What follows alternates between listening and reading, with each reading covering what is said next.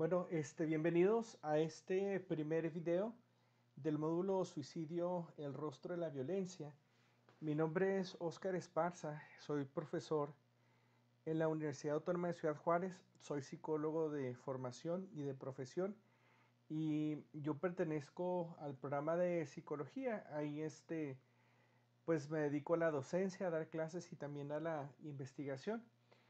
Y es precisamente en esta segunda actividad que tengo en la universidad de investigación que les voy a presentar los resultados de algunos estudios que hemos hecho relacionados con el suicidio, de la mano también de la señora Silvia Aguirre del CEFIC, que es donde ustedes están tomando el diplomado. Hemos hecho varias cosas, entonces voy a reportar algunas cosas que hemos hecho con CEFIC, otras cosas que hemos hecho en la universidad con compañeros ahí de investigadores, profesores.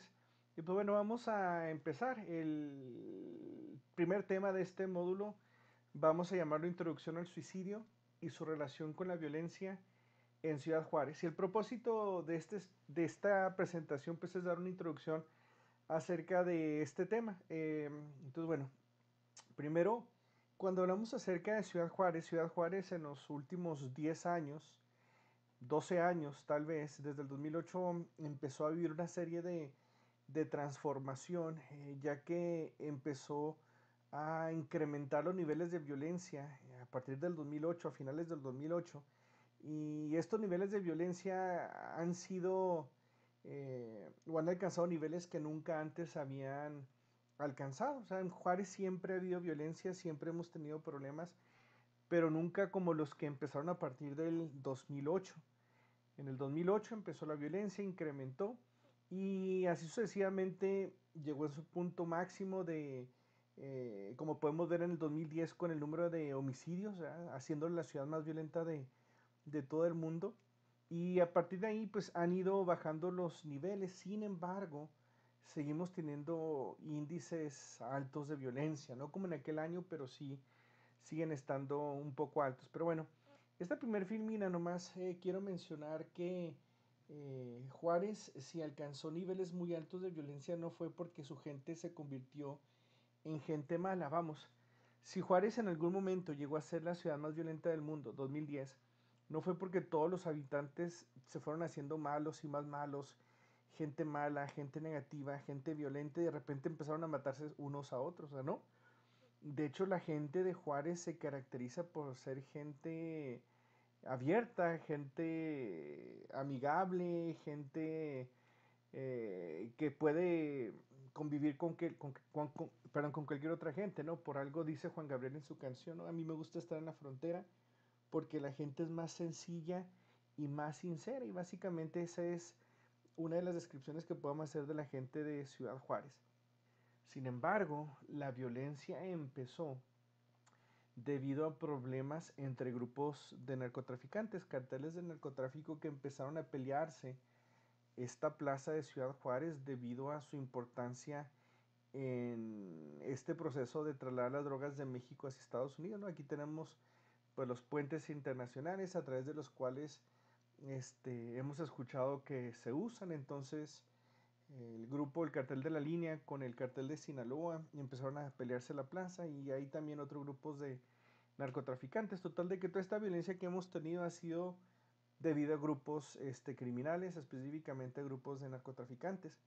Sin embargo, la gente pues es gente buena, o sea, gente que ha estado en medio de estas batallas, de estas guerras, y sufriendo y padeciendo esta inseguridad, estas muertes. Entonces aquí lo interesante es cuál es el efecto que ha tenido esta violencia en la gente de Ciudad Juárez.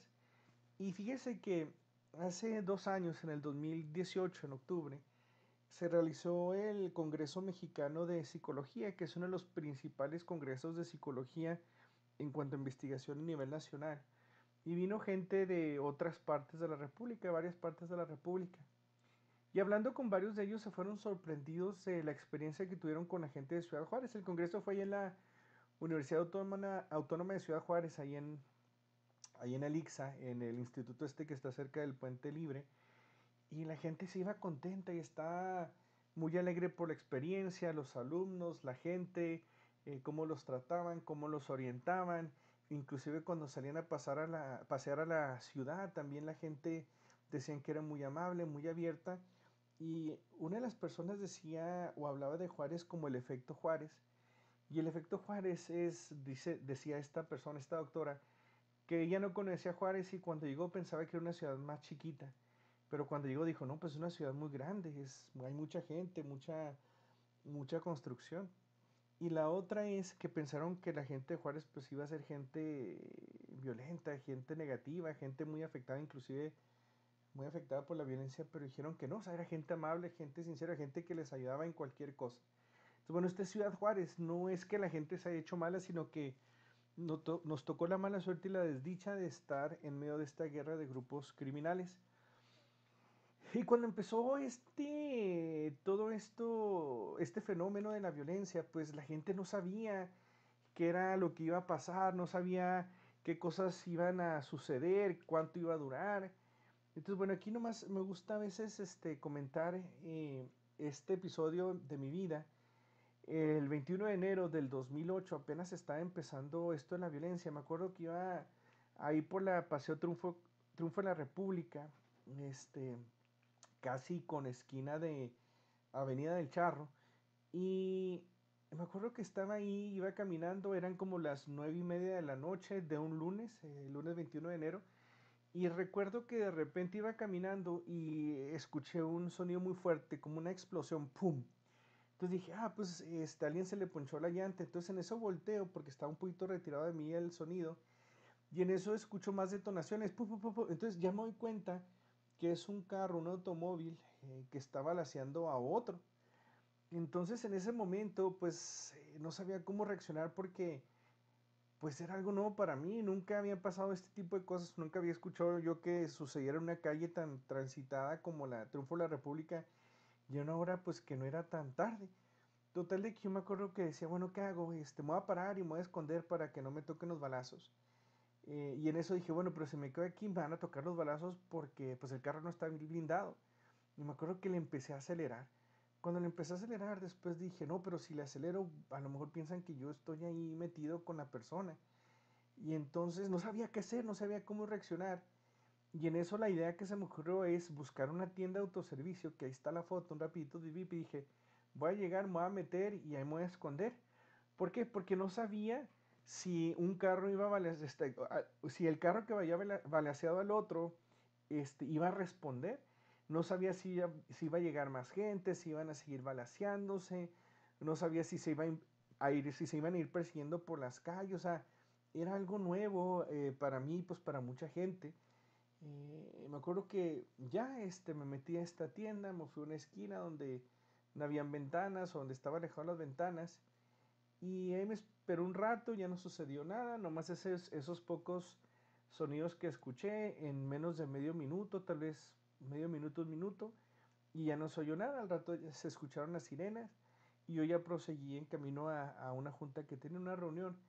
Y pues no, ya después prendí la televisión a ver qué había pasado. Al día siguiente pues salió una noticia que habían atentado contra el comandante de los ministeriales, ¿no? Entonces, este tipo de violencia sí la teníamos en Juárez, pero no era tan marcada, no era tan común y no era tan normal hacerlo.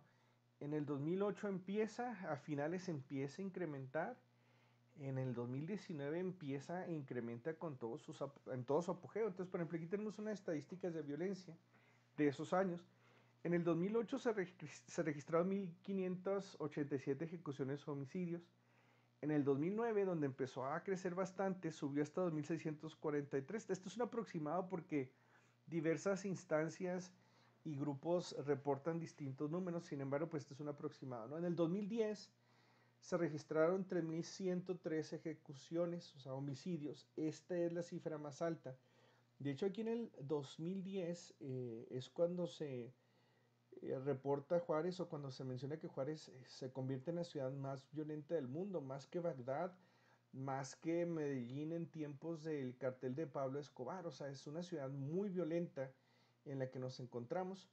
Sin embargo, después del 2010, el 2011, ya empieza a haber un decremento en el número de ejecuciones, como que pasó algo ahí, un arreglo o un balance que ya se empezó a normalizar. Sin embargo, estamos hablando de 1956 ejecuciones, que son bastantes. En estos 4 años que estamos reportando aquí, se reportaron casi un poquito más de 9.000 homicidios, que son bastantes. Ahora, no nomás son los homicidios que ustedes, si son de Juárez, recordarán. Para los que no son de Juárez, pues voy a explicar un poquito más, o los que no tienen mucho tiempo en Juárez, es de que no solamente es la cantidad de los homicidios, sino que eran aleatorios, o sea, estos homicidios eran impredecibles. Por ejemplo, hay muchas ciudades en el mundo que son violentas o tienen problemas de violencia o de asesinatos. Sin embargo, tú sabes que por lo general esos asesinatos o esa violencia sucede en un lugar o en un área determinada de la ciudad donde es muy peligrosa, donde tú no te metes. Y sabes que por lo general es en las noches, ¿no? O a ciertas horas de la madrugada donde tú no deberías de estar en ese lugar. Sin embargo, en estos años, esta violencia se volvió impredecible, o sea, podía ser a cualquier hora del día, en la mañana, en la tarde, en la noche, en la madrugada, muy temprano en la mañana, podía ser en cualquier lugar, o sea, en una calle transitada principal, en horas pico, donde hay mucho tráfico, podía ser en una escuela, como en un kinder, una primaria, en la universidad, podía ser inclusive hasta en templos, supermercados, casas particulares.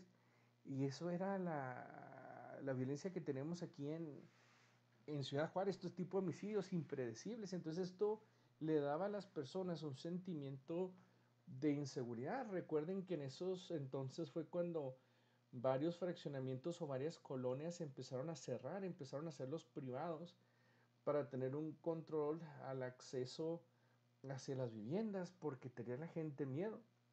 Sin embargo, pues esto era ilusorio, ¿verdad? Porque cuando un comando armado quería ir sobre una persona, pues de todos podía llegar, ¿no? A través de amenazas y a través de violencia. Sin embargo, pues eso es algo que se empezó a hacer en ese tiempo, ¿no? Cerrar los fraccionamientos y sin embargo, mucha gente reportaba que al principio pues sentía miedo, sentía temor, sentía ansiedad.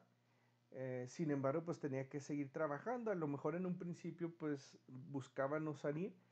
Sin embargo, llegó un momento en el cual tenían que ir a trabajar, tenían que seguir estudiando porque no podían vivir en miedo todo este tiempo. Total, de que eso sucedió. Sin embargo, cuando estaban las ejecuciones, uno más o menos se recuerda que pues que estas ejecuciones están relacionadas con el narcotráfico y sabemos varias historias donde cuando iban a matar a la gente, apartaban a la gente que iban a matar y los demás los dejaban ir o los apartaban y solamente mataban a esa persona. Recuerdo el caso de un pandillero de un fraccionamiento de una colonia donde iba en la moto con su novia. En eso le cierran el paso en la moto, le dicen a la novia que se baje, la hacen a un lado y asesinan a la persona que querían asesinar. Entonces como que esto da un sentimiento de inseguridad, perdón, de seguridad, porque la gente decía, bueno, como yo no estoy metido en el narco, pues yo no tengo mucho de qué preocuparme. Habían daños colaterales, sin embargo, no eran tantos. Sin embargo, cuando empezamos a tener todos estos homicidios, empezó a haber otro tipo de actos delictivos o de cosas que empezaron a suceder en la ciudad.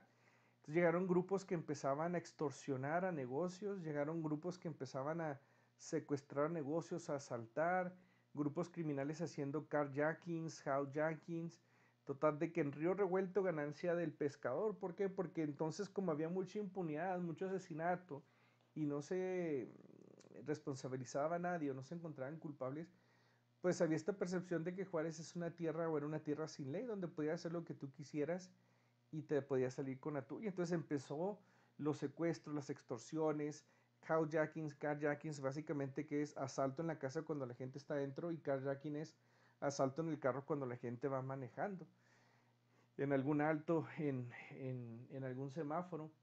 Entonces estos crímenes sí nos preocupaban a nosotros. ¿Por qué? Porque esos no eran con grupos de narcotraficantes específicamente, iba sobre la población en general. También eran aleatorios, era al azar, muchos negocios se empezaron a cerrar por las extorsiones. ¿Por qué? Porque no nomás un grupo criminal pedía extorsión, a veces dos o 3 grupos criminales a un negocio que apenas tenía para salir adelante, ¿no? O cumplir con todo lo que tenía que pagar al mes. Entonces empezaron a cerrar muchos negocios y Juárez empezó a ser una ciudad fantasma. Mucha gente no salía más de lo necesario. Esa es la violencia que vivimos aquí en Ciudad Juárez.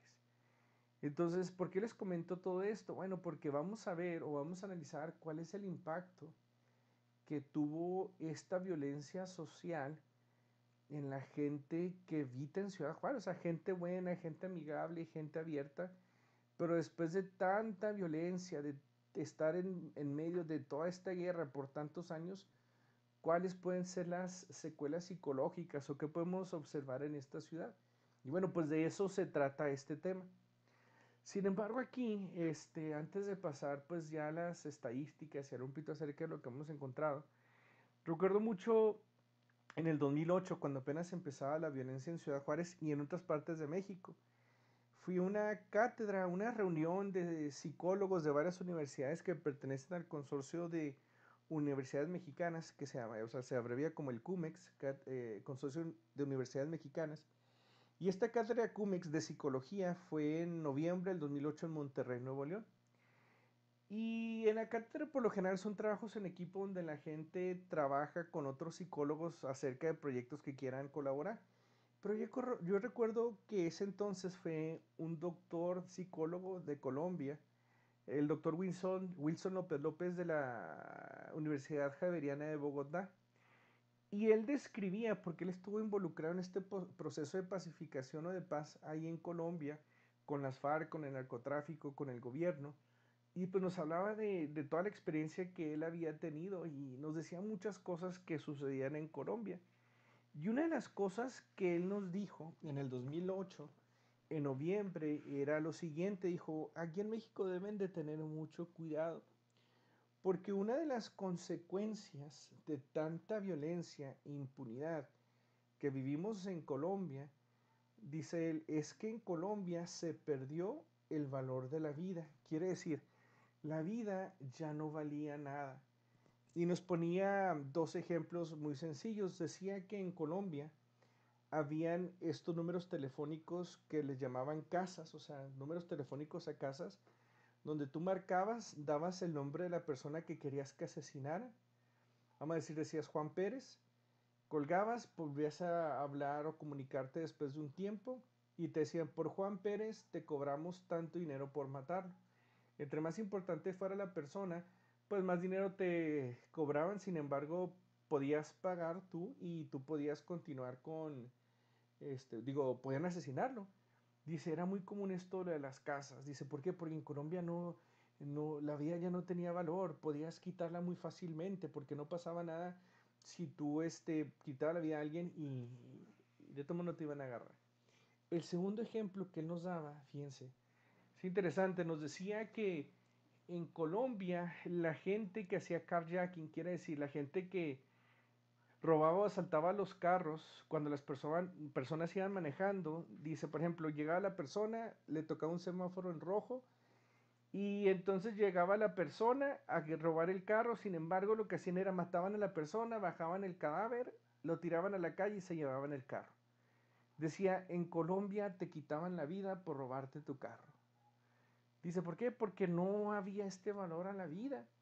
Entonces dice, una de las cosas que tuvimos que empezar a hacer, que es un tipo de programas que en psicología llamamos reducción de daños, y este programa de reducción de daños que hicieron ellos fue ir a las cárceles en Colombia y enseñarles a los presos a cómo robar los carros sin tener que asesinar a las personas. Entonces se llama reducción de daños porque de todos vas a dejar o vas a esperar que el asesino robe el carro.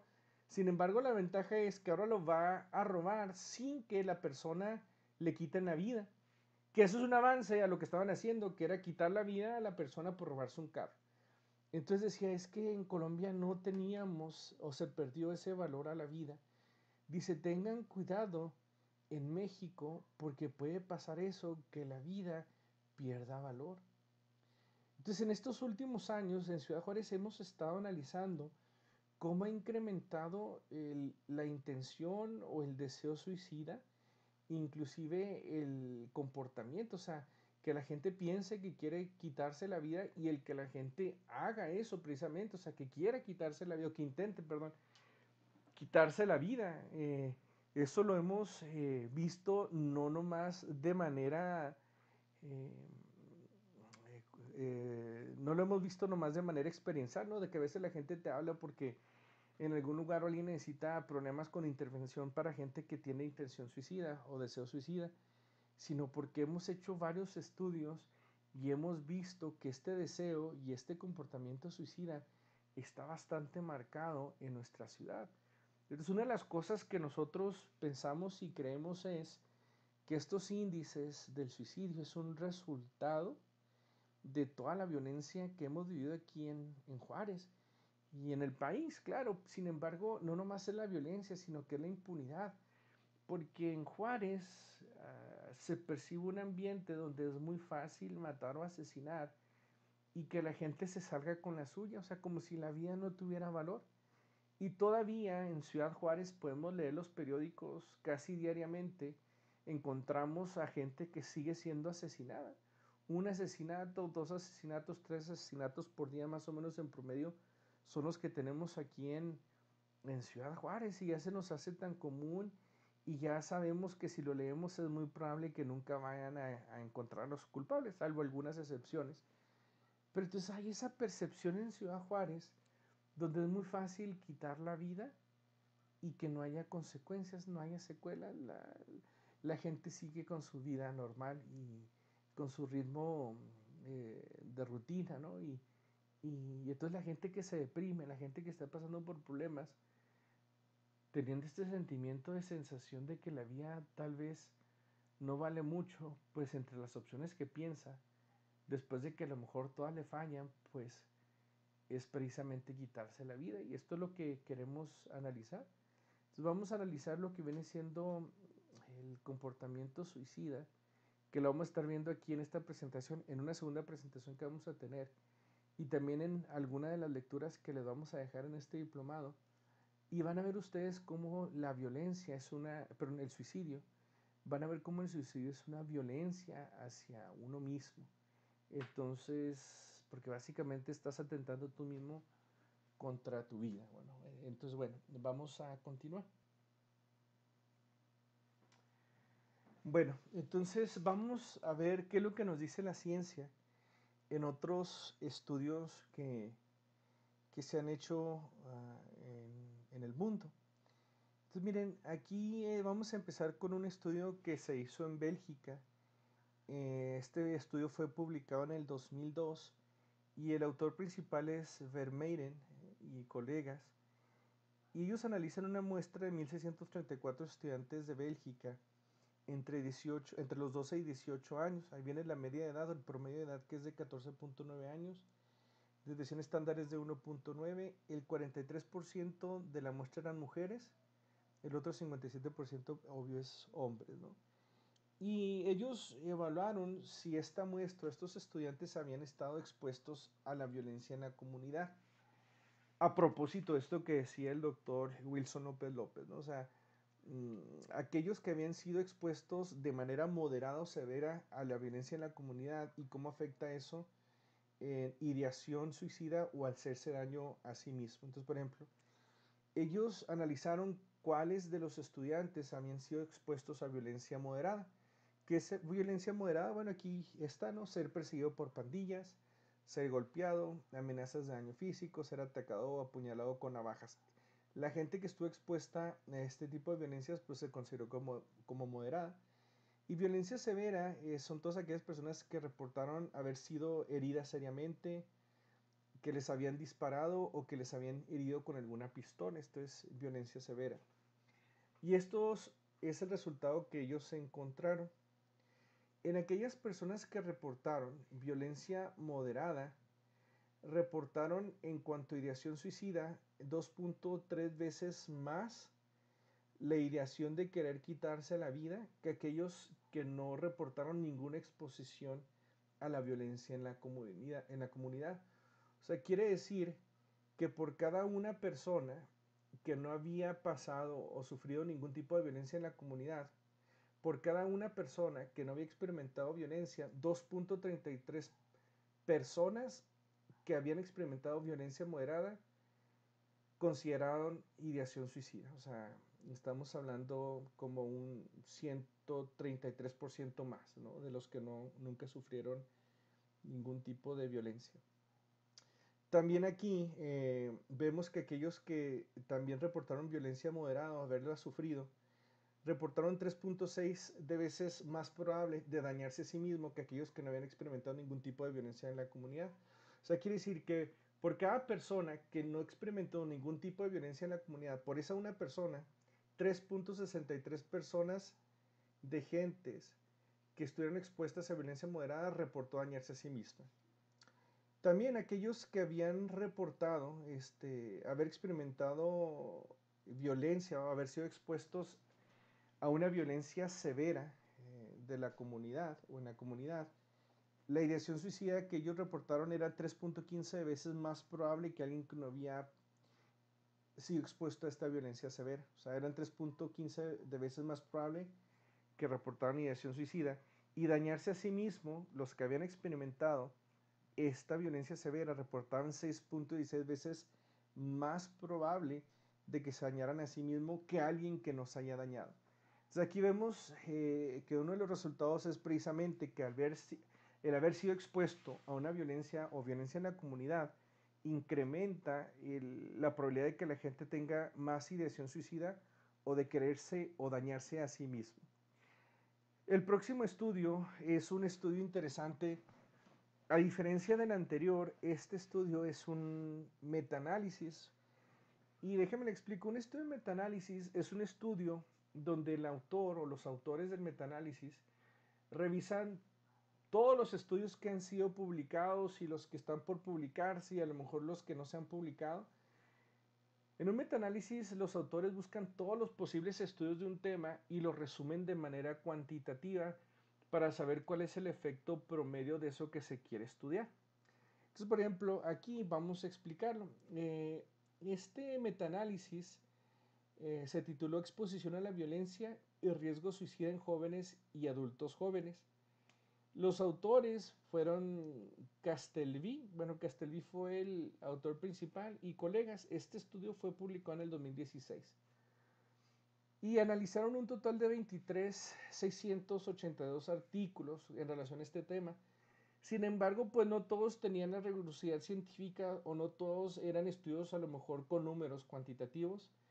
Y después de haber analizado estos más de 23.000 artículos, encontraron que 29 artículos eran los que iban a usar porque contaban con las características necesarias del tema que estaban estudiando. Sin embargo, estos 29 artículos nos daba una muestra final de 143.730 participantes. Quiere decir que en estos 29 artículos, si sumamos todos los participantes de los 29 artículos, suman un poco más de 143.000 participantes, casi 144.000. Y estos participantes eran de Países Bajos, Nueva Zelanda, Estados Unidos, Noruega, Canadá, Reino Unido, Dinamarca y Finlandia. Aquí viene lo interesante. Aquellos que habían reportado haber vivido violencia interpersonal general, cualquier tipo de violencia, eran casi, bueno, aquí dice 1.99, 2 veces más probable que reportaran un riesgo suicida que aquellos que no habían sido expuestos a esta violencia interpersonal. Aquellos que reportaron maltrato infantil era 2.25 veces más probable que reportaran riesgo suicida que aquellos que no habían reportado maltrato infantil. Aquellos que reportaron bullying eran 2.39 veces más probable que tuvieran un riesgo suicida que aquellos que no hubieran reportado o aquellos que no reportaron bullying. La gente que reportó violencia de pareja era 1.65 veces más probable que reportaran un riesgo suicida que aquellos que no tuvieran violencia en la pareja. Y por último, aquellos que reportaron haber experimentado violencia comunitaria, como en el estudio anterior que vimos, el de Bélgica, aquellos que reportaran violencia comunitaria tenían 1.48 veces más probabilidad de reportar riesgo suicida que aquellos que no habían reportado violencia comunitaria. Igual, cuando vemos estos tipos de violencia, vemos cómo hay una relación en cuanto a riesgo suicida. Hay mayor intención en la gente que reporta haber experimentado algún tipo de violencia. Y bueno, aquí vamos a empezar con algunas estadísticas. Y estas estadísticas, aunque son las más actuales, pues no son de este año o del año pasado. Sin embargo, pues aquí tenemos unas estadísticas de la Organización Mundial de la Salud, donde nos habla que aproximadamente por año son unas 800,000 muertes por suicidio. O sea, una persona muere cada 40 segundos a causa del suicidio. El suicidio es la segunda causa de muerte en las personas que tienen entre 15 y 29 años. Por lo general la gente entre 15 y 29 años es muy saludable, no se enferma de nada, y aquellos que tienen alguna condición, pues es muy raro que les suceda algo si ya tienen esta edad. Entonces, para ellos el suicidio es la segunda causa de muerte, es muy alto. 78% de los suicidios ocurren en países de niveles económicos bajos y medios. También es el 1.4% de todas las muertes que ocurren en el mundo. Y en el 2015 fue la causa número 17, la causa de muerte número 17 a nivel mundial. Por cada suicidio también más o menos se calcula que por cada persona que se suicida hubo 20 intentos. Entonces, mucha gente lo intenta, pero no todos lo llevan a cabo y por cada suicidio hay 20 intentos. Esto es lo que nos dice la Organización Mundial de la Salud. Sin embargo, vamos a ver estas estadísticas a nivel nacional. A nivel nacional y a nivel estatal, aquí vienen algunos datos que nos propone el INEGI. Esta información que les estoy dando es el reporte más actualizado de la INEGI y aquí básicamente lo que nos va a decir es nos va a decir el número de suicidios por cada 100,000 habitantes. Entonces miren, este estudio que nos da nuevamente el INEGI, el Instituto Nacional de Estadística y Geografía, es el último reporte que sacó en el 2019, septiembre del 2019. Es muy probable que el próximo reporte lo vaya a sacar en septiembre del 2020, entonces este es el más actual, no ha sacado uno este año, porque también en el 2018 lo sacó para fechas de septiembre, entonces por eso este es el más actual. Y este estudio que sacó el año pasado, el último, septiembre del 2019, trae los datos del 2017. Entonces esto es lo más actual que nos está dando el INEGI en sus reportes. Entonces dice que a nivel nacional hay 2.5 suicidios por cada 100,000 habitantes. Entonces, por cada 100,000 habitantes, 5.2 de ellos van a reportar un suicidio o van a tener un suicidio. Si nos vamos aquí a la gráfica, abajo viene donde dice nacional. Nacional está el 5.2 suicidios por cada 100,000 habitantes. Obvio es que en esta gráfica nos vamos de menos a más. Este es el estado que más suicidios tiene. Y no estoy reportando los de abajo. El estado con menos suicidios es Guerrero. Se me hace que es 1.4, 1.7 por cada 100,000 habitantes.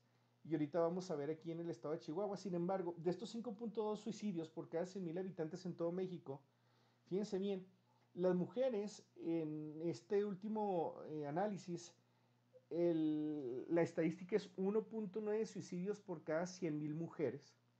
Y en los hombres es 8 suicidios por cada 100,000 habitantes. Quiere decir que los hombres se suicidan en un mayor porcentaje que las mujeres.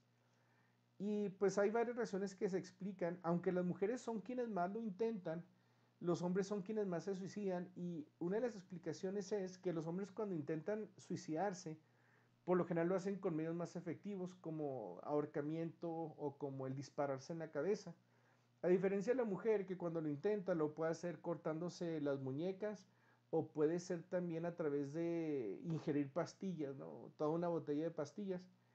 Entonces es más fácil sobrevivir el cortarse las muñecas o el ingerir pastillas, según el tipo de pastillas, es más fácil sobrevivir eso que sobrevivir el ahorcamiento o el sobrevivir un disparo en la cabeza. Por eso es muy alto en los hombres. Entre el 2006 y el 2015 se encontraron 51.381 suicidios. Y bueno, este es un reporte del 2015. Ahorita vamos a ver otros números más actualizados. Sin embargo, quiero que veamos aquí en la gráfica el estado. Según el último reporte de la INEGI, el estado que más suicidios reporta es Chihuahua, el estado en el que nosotros habitamos, que es 10.7 suicidios por cada 100.000 habitantes. Si la media nacional es 5.2, en Chihuahua estamos doblando esta cifra. 5.2 por 2 es 10.4, en Chihuahua es 10.7. Es el estado con más suicidios en toda la República. Esto es interesante y precisamente por eso estamos haciendo este diplomado aquí en Ciudad Juárez inclusive, ¿no?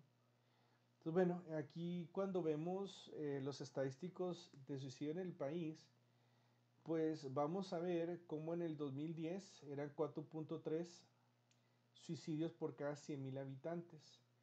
En el 2011 sube a 4.8, en el 2012 baja un poquito, 4.6, 2013 4.9 y después del 2014 como que se nivela 5.2, 5.2, 5.1, 5.2 del 2014 al 2017. Estos son números de suicidios por cada 100.000 habitantes.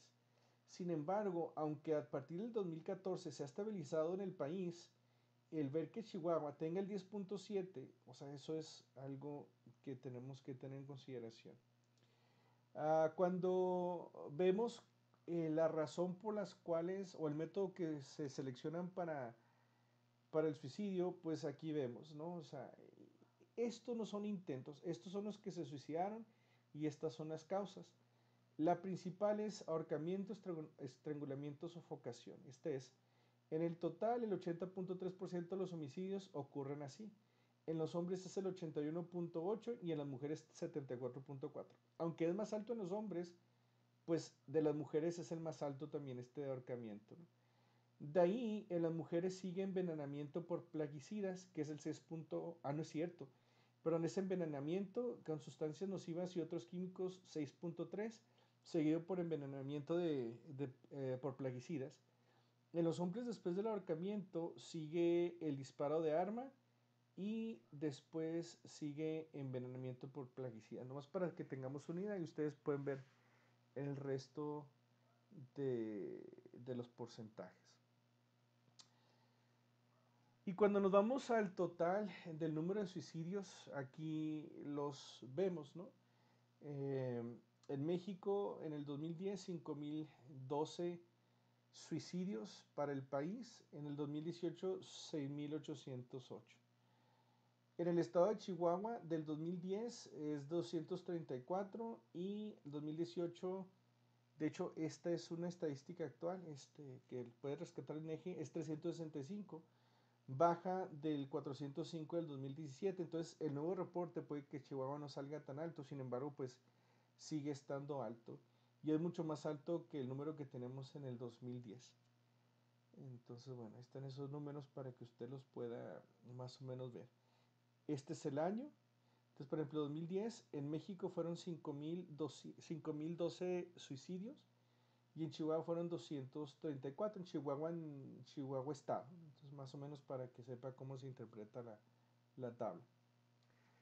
Entonces, bueno, aquí vamos a reportar algunos de los estudios que hemos hecho en relación al suicidio. Esto que le voy a presentar ahorita, estos son estudios o análisis que hicimos previos a los que les voy a presentar en el otro video.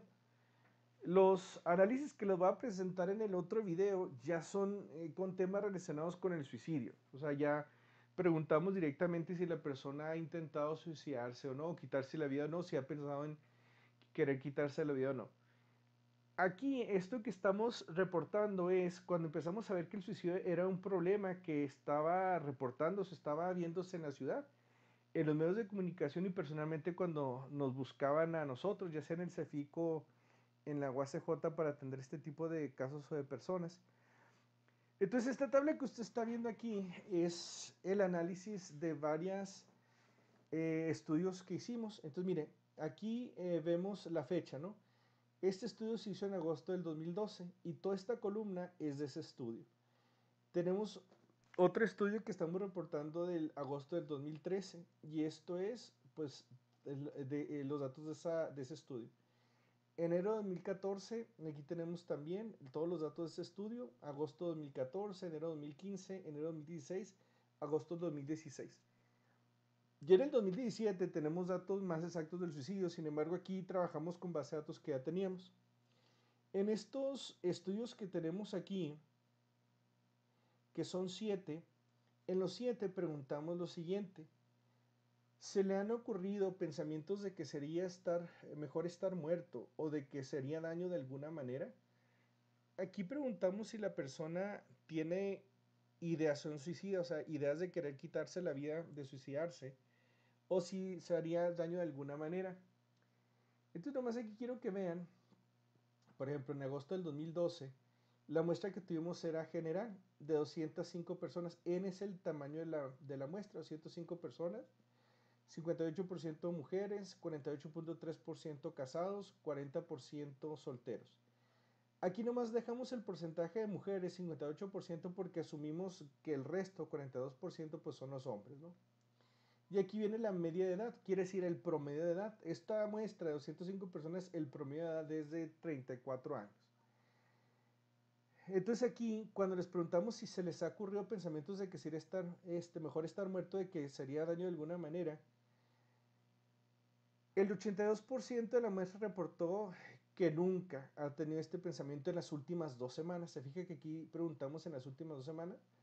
82% dijo, no, no lo hemos experimentado. En el 14.60% reportaron que varios de los días. 2.4% reportaron que más de la mitad de los días habían tenido este pensamiento y el 1% casi todos los días. Si sumamos la gente que reportó en las últimas 2 semanas, si había tenido este pensamiento varios días, más de la mitad de los días o casi todos los días, que va de menos a más, estamos hablando que el 18% reportó haber tenido este tipo de pensamientos varios días o casi todos los días, entre varios días y casi todos los días. Y si vamos aquí, bueno, por ejemplo aquí, este estudio de agosto de 2013 fue un estudio que realizamos y lo hicimos con el tema de noviazgos. Entrevistamos a gente que tenía relación de noviazgos. En este enero de 2014 a gente que estaba casada. Agosto de 2014 hicimos un estudio con gente secuestrada. Se fija aquí, la N es de 25 participantes. Obvio es porque la muestra es muy específica. En enero de 2015 fue una muestra general, enero de 2016 también una muestra general, agosto de 2016 general, o sea, quiere decir que era a la gente sin ninguna característica, todas las que pudiéramos entrevistar. Y aquí vemos, por ejemplo, que en agosto del 2013 el 25% reportó algunos de estos síntomas entre varios días hasta casi todos los días, o sea, una cuarta parte de esto de pensamiento suicida, ¿no? Aquí en los secuestrados se fijan 36%, que es bastante alto, ¿no? O sea, una tercera parte, un poquito más de una tercera parte de la población reportó este tipo de pensamientos en las últimas 2 semanas. Y luego ya en 2015 la muestran 14%, 8.5%, y por último, en la última que tenemos aquí, esto que vamos a reportar. Insisto, os recuerdo, estos son estudios antes de los que hiciéramos ya específicamente preguntando el suicidio, ¿no? El 22.6%. Casi todos andan altos, a excepción de enero del 2016, que es el 8.5%, es el más bajo, sin embargo sigue estando alto, ¿no? Porque esto se preguntó si la gente había tenido el pensamiento en las últimas 2 semanas. También hicimos un estudio específicamente con el CEFIC, que es el Centro Familiar para la Integración y Crecimiento, que es donde ustedes están tomando el diplomado.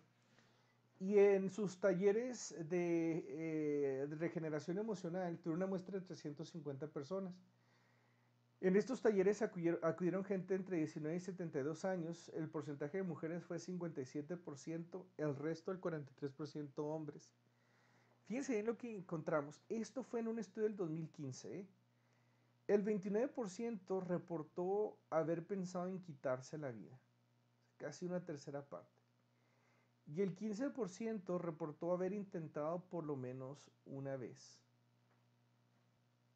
O O sea, esto quiere decir que estas 350 personas, 52 personas, o entre 52 y 53 personas, reportaron haber intentado quitarse la vida por lo menos una vez. O sea, es un número bastante eh, interesante de esta muestra que tuvimos, nomás para darnos una idea.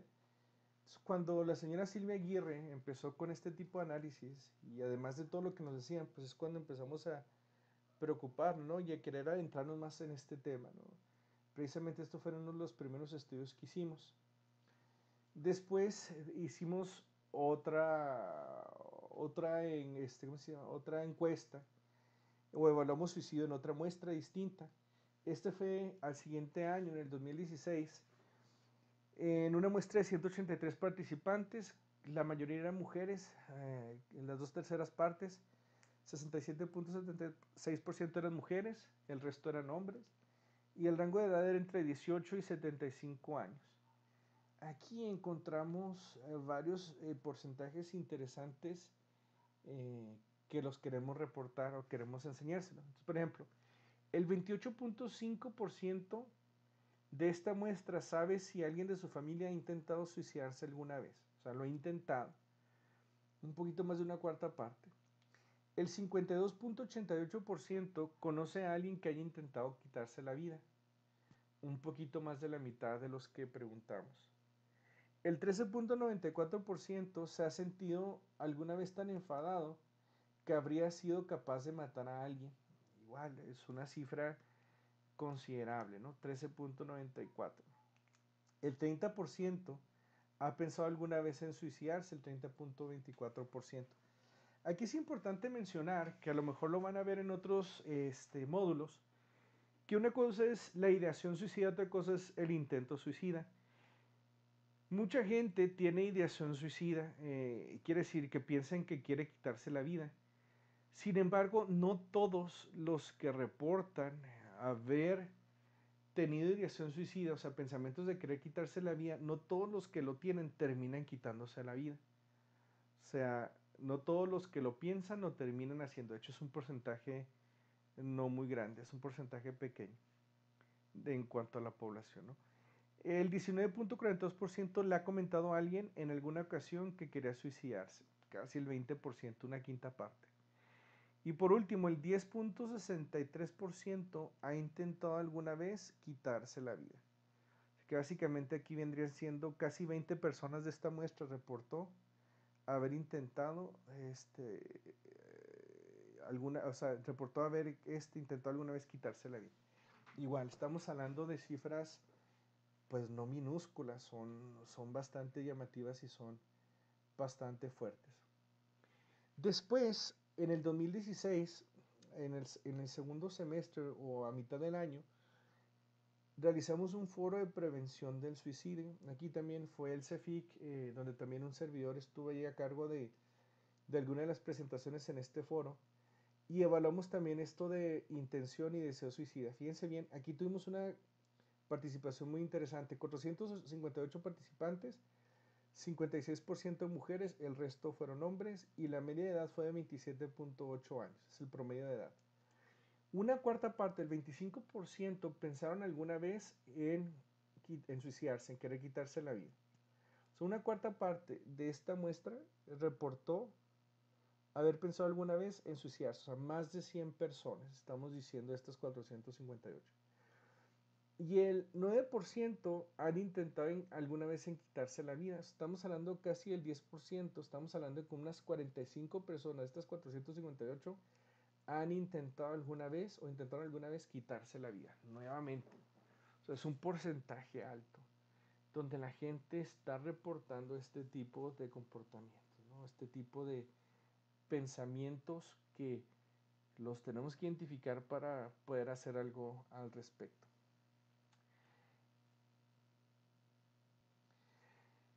Y ahora lo que queremos, en esta parte que quiero mostrarles es,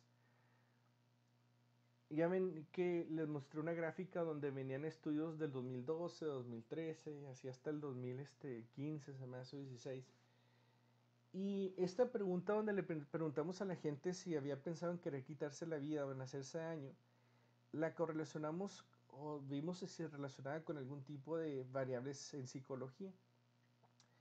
Por ejemplo, preguntamos o analizamos si estos pensamientos de querer quitarse la vida se relacionan con otros aspectos. Entonces, miren, primero quiero enfocarme en esta columna de correlación no significativa. La ideación suicida o el haber pensado en querer quitarse la vida en la muestra del agosto del 2012 que reportamos en unas filminas anteriores, que básicamente son estas, ¿no? Agosto del 2012, aquí analizamos esta pregunta, se le han ocurrido pensamientos de que sería estar mejor muerto, de que sería daño de alguna manera, lo que relacionamos con varias otras variables. Entonces, este pensamiento suicida no se relaciona, por eso aquí dice no significativa, no se relacionó en este estudio con felicidad, con fatalismo, con pesimismo, con locus interno, con suerte, control divino, desesperanza, trastorno por estrés traumático, fortaleza, confianza, que es un factor de resiliencia, apoyo familiar y estructura. Todos estos no se relacionan con pensamiento suicida, pero esto sí. Las competencias sociales, aquellos que tienen más competencias sociales para llevarse bien con las personas, para adaptarse bien en situaciones sociales, esas personas que tienen más competencia social tienen menores pensamientos suicidas. Y aquellas personas que cuentan con mayor apoyo social, también encontramos que aquellos que tienen más apoyo social, más amistad, más gente cercana, reporta menos pensamiento suicida. Sin embargo, aquí quiero mencionar que hay un estimado matemático que es la correlación de Pearson 1R. Si es .10 es pequeña, si es .30 es moderada o mediana y .50 es mediana. No importa si es positivo o negativo, en este caso son negativas. .17 y .15 está cercano de .10, entonces estas correlaciones o estas relaciones existen, pero son relaciones pequeñas, nomás quería mencionarlo. Pero estas son las únicas dos que se relacionaron con pensamiento suicida. En el estudio del 2013, aquí encontramos más relaciones, se fija. Mire, por ejemplo, aquí correlaciones significativas, pensamiento suicida no se relaciona ni con ansiedad, control divino, que quiere decir que la gente siente que Dios, las cosas pasan porque Dios lo quiere, no se relaciona con pensamiento suicida, ni con responsabilidad, si la persona es responsable o no, con amabilidad o apertura a nuevas experiencias. Estas tres, responsabilidad, amabilidad y apertura a nuevas experiencias, son rasgos de personalidad o factores de personalidad. En esta muestra, lo que sí encontramos que se relaciona con pensamiento suicida, aquí sí encontramos relación con fatalismo. Esa creencia de que la gente piensa que todo está escrito y está predeterminado. Si va a pasar es porque tenía que pasar. La gente que es fatalista reporta más pensamiento suicida. La gente que es pesimista tiene más pensamientos suicidas. La gente que tiene mayor locus interno, quiere decir, aquellas que sienten que los logros son debido al esfuerzo que uno mismo tiene, esos que sienten o tienen más locus interno tienen menos pensamiento suicida. La gente que cree en la suerte tiende a tener más pensamiento suicida. La gente que tiene baja autoestima tiende a tener más pensamiento suicida. La gente que es extrovertida tiene menos pensamiento suicida. La gente que tiene más estabilidad emocional tiene menos pensamiento suicida. Aquellos cuando de niños tenían una mala relación con los padres reportan más pensamiento suicida. Aquellos que de chiquitos tuvieron algún tipo de maltrato infantil físico fuerte también presentan mayor pensamiento suicida. Aquellos que reportan algún tipo de experiencia de maltrato infantil sexual también reportan más pensamiento suicida. Aquellos que reportan algún tipo de maltrato infantil físico leve o maltrato infantil verbal también reportan más pensamiento suicida. Y aquellos que reportan mayor violencia en la pareja también reportan más pensamiento suicida. Sin embargo, si vemos los números, .10 es pequeño, .30 es moderado y .50 es fuerte, que los podemos ver como puntos de referencia. .18 pues está más cerca de .10, es una correlación pequeña. Pesimismo es .43, o sea, ya es moderado porque pasa del .30 y casi llega al .50. Pesimismo y autoestima son las correlaciones más fuertes, las que más se relacionan con el pensamiento suicida. También las que están cerca de .30, pues estas relaciones de los padres El maltrato físico leve y verbal se relaciona con pensamientos suicidas, están cerca o son de punto 30, que significa una relación moderada. Y aquí tenemos, pues en este estudio, se fijan como en algunos sí hay relación, en otros no. Bueno, pueden ser por las muestras que tenemos, por ejemplo aquí eran matrimonios. En este estudio no encontramos relación con locus interno, control divino, extroversión, responsabilidad, amabilidad, aperturas a nuevas experiencias, maltrato infantil con padres y maltrato infantil físico leve y verbal. Sin embargo, sí encontramos en este con ansiedad, casi punto 30, fatalismo, pesimismo, suerte, autoestima también, punto 30 moderado, estabilidad emocional, maltrato infantil físico fuerte, o sea, de chiquito les pegaban tan fuerte que a lo mejor los tuvieran que llevar al doctor o les dejaron cicatrices o moretones, maltrato infantil sexual y violencia en la pareja también lo hallamos.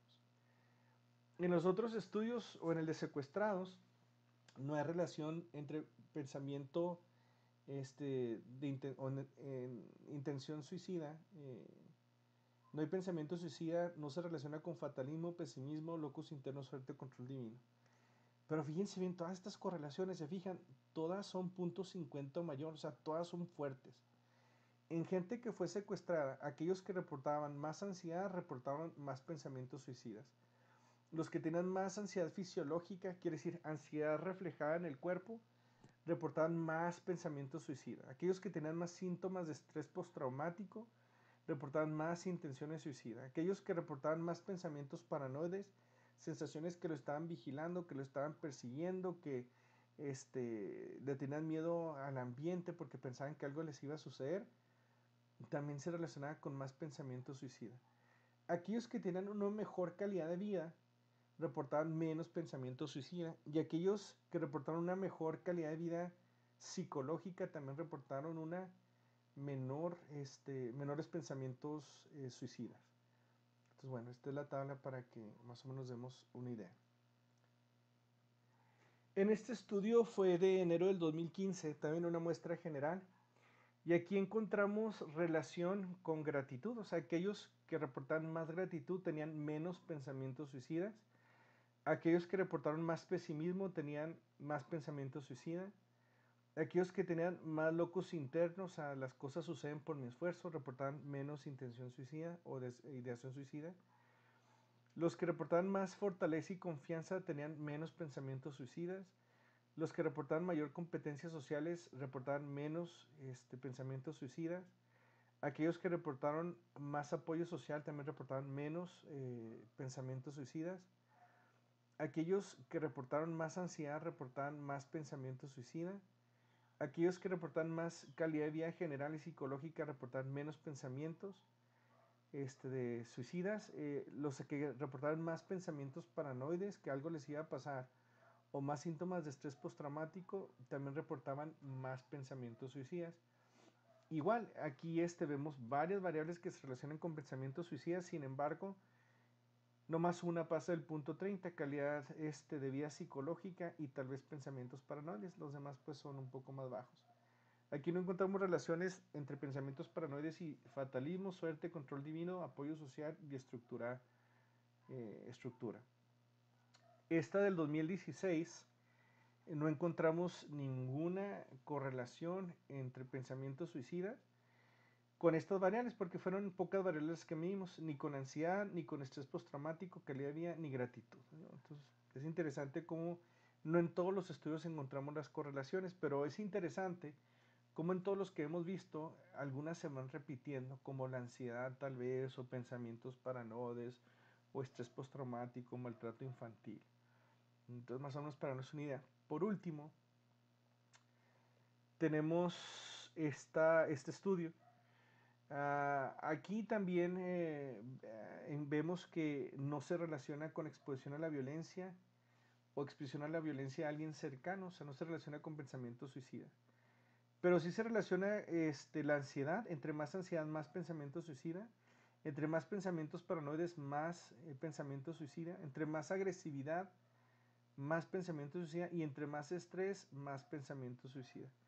Ansiedad y estrés son los que se relacionan de una manera moderada con el pensamiento suicida y son los más altos, ¿no? Entonces, bueno, Para concluir esta parte, queremos nomás enseñar estos datos que son interesantes y ya nos van dando una idea de cómo el ambiente de violencia pudo haber influido en estos índices que estamos encontrando, que empezamos a ver desde 2016, 2015, en relación a lo que estamos viendo, ¿no? Gente pensando en que quiere quitarse la vida, gente que intenta y lo logra.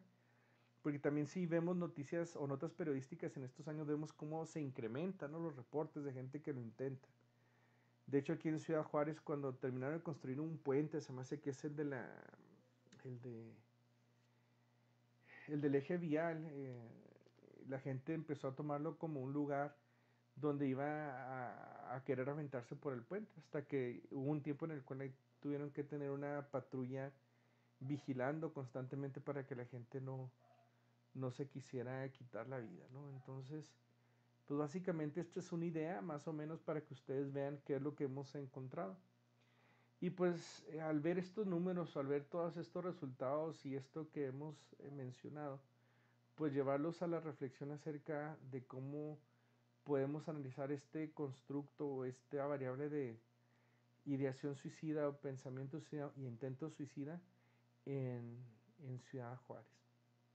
Bueno, hasta aquí terminamos y continuamos con las actividades.